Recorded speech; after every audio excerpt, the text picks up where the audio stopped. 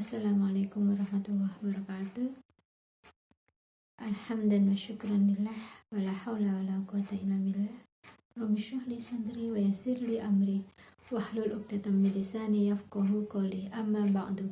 Qala Allah ta'ala fi Qur'anil Karim. A'udzu billahi minasyaitonir rajim. Bismillahirrahmanirrahim.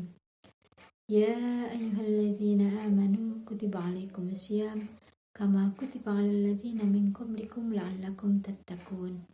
Shadaqallahul adzim. Alhamdulillahirabbil alamin.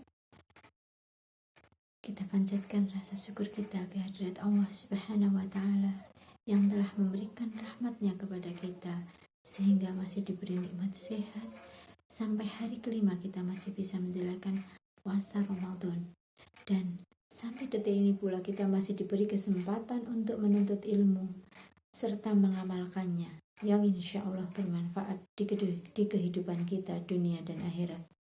Sahabat Nur Aliyah yang dimuliakan oleh Allah, Allah mewajibkan puasa Ramadan seperti dalam surah Al-Baqarah ayat 183 yang saya bacakan tadi.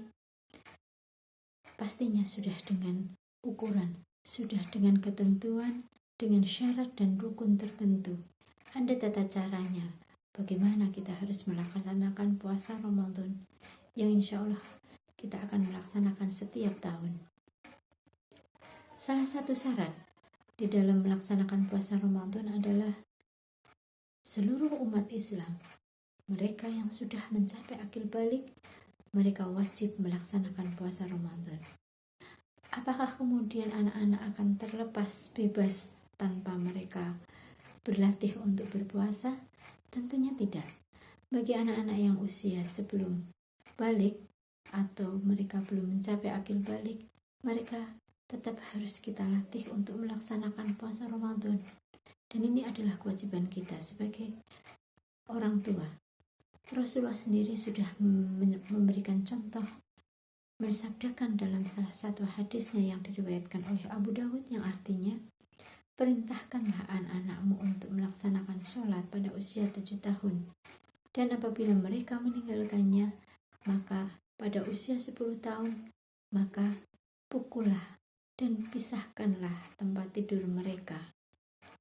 Berdasarkan hadis ini, kiranya kita juga bisa mengambil pelajaran bahwa melatih anak untuk berpuasa bisa jadi seperti halnya melatih anak-anak untuk melaksanakan kewajiban sholat. Rasul mencontohkan dimulai dari usia 7 tahun. Kenapa sih harus usia 7 tahun?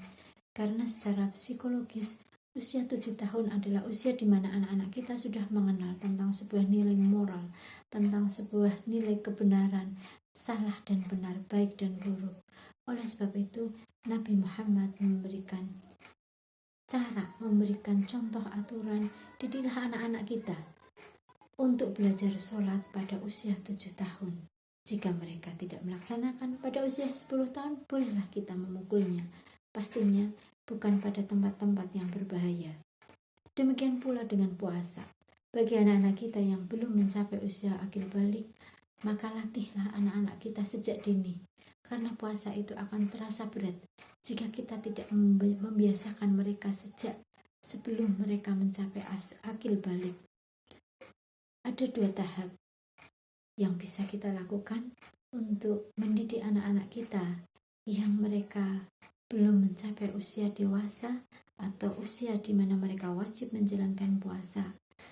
Yang pertama adalah pada saat usia 7 tahun, maka kita melatih puasa mereka dengan cara yang menggembirakan. Jika memang mereka tidak bisa puasa full selama 1 hari penuh, bolehlah kita melatih puasa anak-anak kita dengan setengah hari.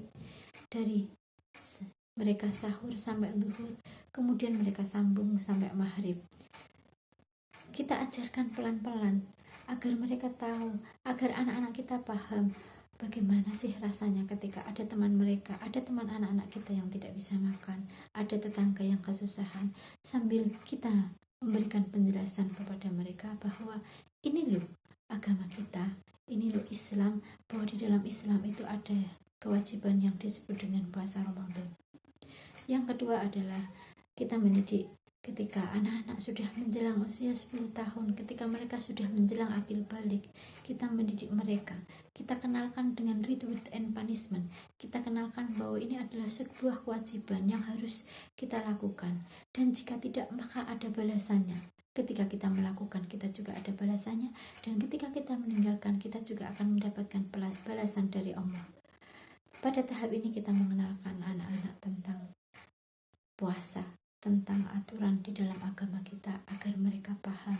Suatu saat ketika mereka sudah mencapai akil balik, puasa tidak akan lagi menjadi sebuah beban yang memberatkan, bukan hanya sebagai sebuah kewajiban yang harus digugurkan setiap tahunnya, tetapi menjadi sebuah kebutuhan bagi kita selaku umat Islam untuk menjalankan perintah Allah, agar supaya apa-apa yang menjadi kewajiban kita, apa-apa yang diperintahkan oleh Allah, kita bisa menjalankan dengan bahagia, dengan gembira, tanpa merasa terbebani.